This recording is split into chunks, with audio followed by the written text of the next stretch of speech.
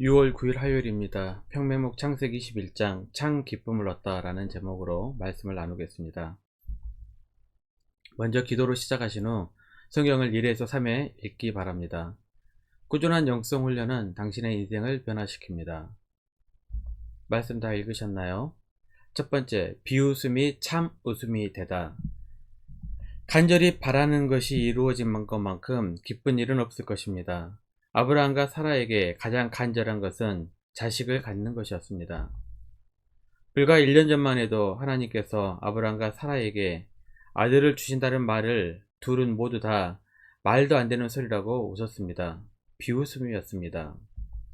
하지만 결국 아들을 갖게 되자 과거에 믿지 못했던 비웃음이 참 기쁨의 웃음으로 바뀌게 됩니다.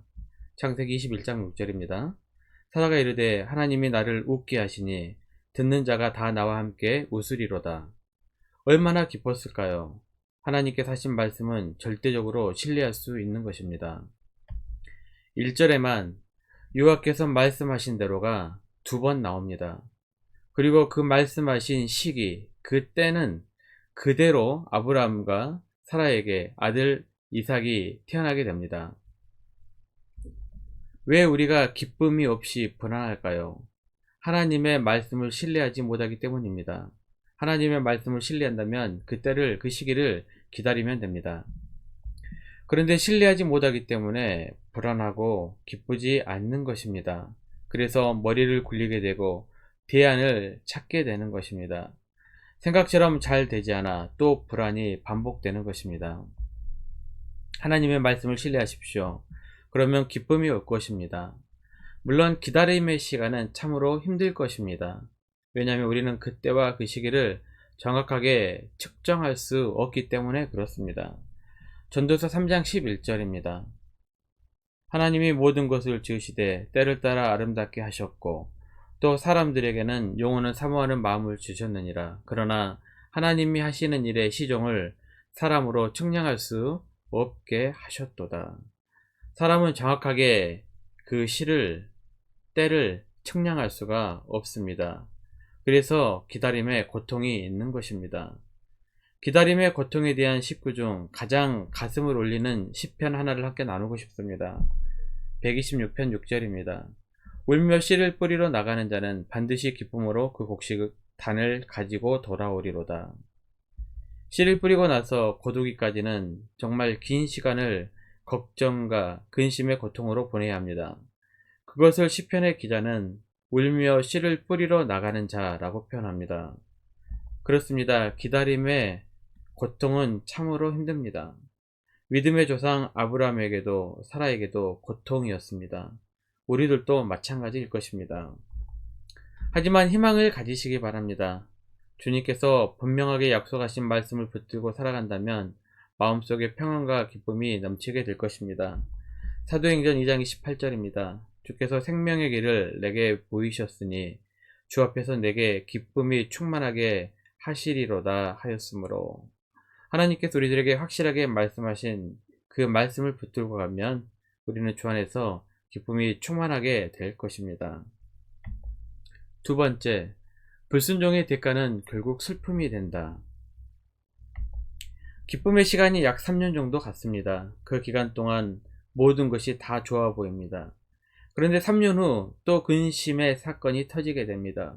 인생은 사건 사고의 연속입니다. 8절 말씀입니다.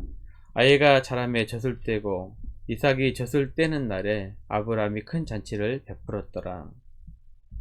이 당시 젖을 떼는 나이가 대략 3살 정도였고 젖을 뗄 무렵에 관례적으로 잔치를 했다고 합니다.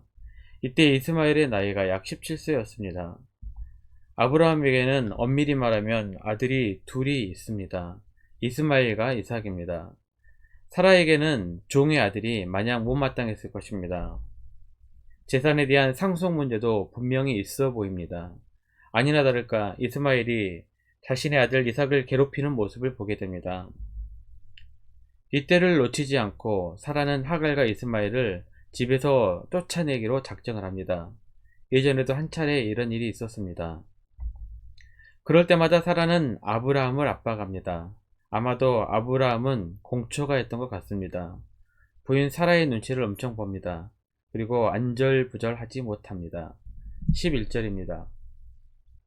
아브라함이 그의 아들로 말미암아 그 일이 매우 근심이 되었더니 첩과 아들을 집에서 쫓아내야 하는데 이처럼 가슴 아픈 일이 또 어디 있겠습니까? 하지만 다 자신의 잘못입니다. 하나님의 약속을 신뢰하지 못해 만들었던 일에 대한 결과일 뿐입니다. 그리고 불순종의 결과는 근심, 걱정, 슬픔이 되었습니다. 결국 몸종과 아들을 쫓아내기로 한 사라의 결심을 누르지 못하고 아브람은 둘을 걱정 속에서 집에서 내보내게 됩니다. 하갈과 이스마엘의 이야기는 이렇게 불행과 슬픔의 이야기로 끝이 나게 됩니다. 다시 한번 강조합니다. 불순종의 결국은 슬픔이 됩니다. 세 번째, 세상 사람들로부터 듣는 칭찬. 22절 말씀입니다. 그때 아비멜렉과 그 군대 장관 비골이 아브라함에게 말하 이르되 내가 무슨 일을 하든지 하나님이 너와 함께 계시도다.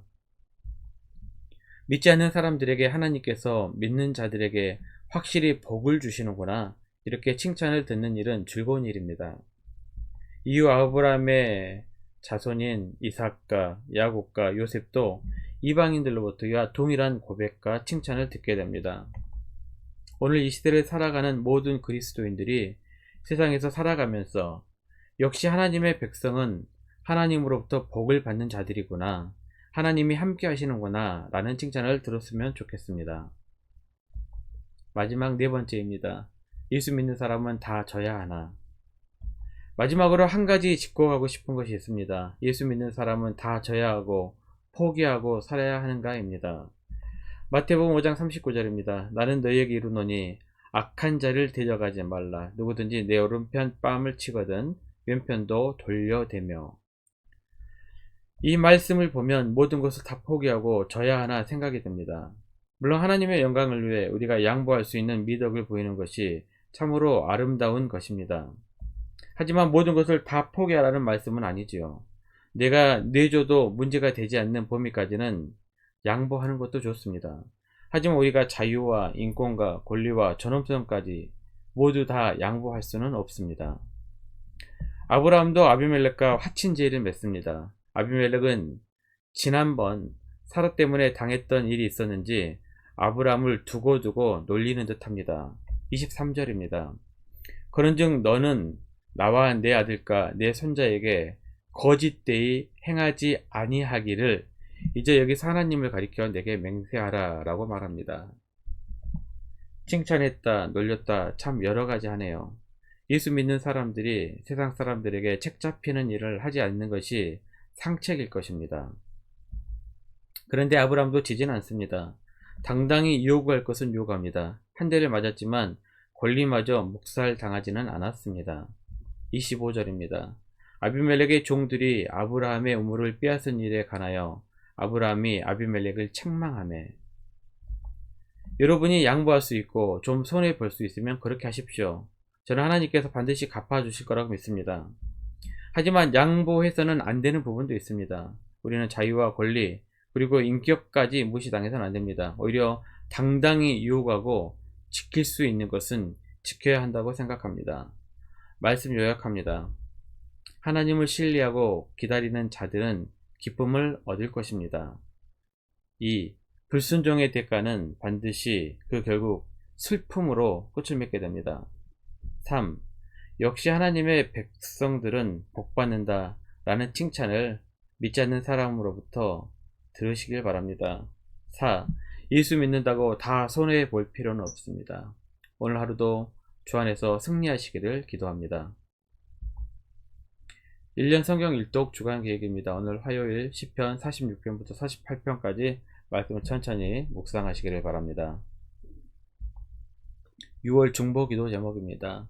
특별히 코로나 바이러스 빨리 치료될 수 있도록 기도하시기를 바라고, 여러분 영성훈련 집에서 잘 할 수 있도록 하시고, 또 6월 중보기도 제목 하나하나 보시면서 천천히 충분한 기도의 시간 확보하시기를 바랍니다. 가정에서 기도하시기 힘드신 분들은 새벽 6시부터 밤 10시까지 교회 시간에 나오셔서 여러분 편안한 시간에 기도하시기를 바랍니다. 하루 30분씩 최선을 다하시길 바랍니다. 그러면 여러분의 삶이 변화될 것입니다.